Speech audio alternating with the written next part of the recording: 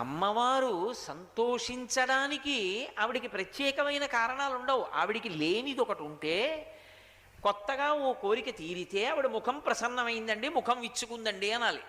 ఆవిడికి లేనిదన్నది లోకంలో ఏమీ లేదు. ఎవడికి లేనిదైనా ఆవిడ పూజ. శ్రీచక్రం అటువంటి ఆవిడ ముఖాన్ని వికసింపచేయడం అంటే సామాన్యమైన మాటలా? ఆవిడ శక్తి ఏం సామాన్యమైందా? అవిద్యానామంతస్తిమిరమిహిరోద్దీపనగరి జడానాం చైతన్యస్తబకమకరంద శృతిశరీ దరిద్రాణం చింతామణిగుణనికా జన్మ జలధౌ నిమగ్నానాం దంస్ట్రా మురరిపువరాహస్య భవతి అంటారు శంకర భగవత్పాదులు సౌందర్యలహరి చేస్తాడు గురించి.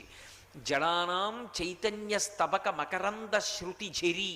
ఆవిడ జడుడు అంటే వాడికి దగ్గరికి వెళ్ళి మీరు ఏదైనా చెప్పారనుకోండి, వాడు ప్రతిస్పందించడు, అన్నీ వింటాడు.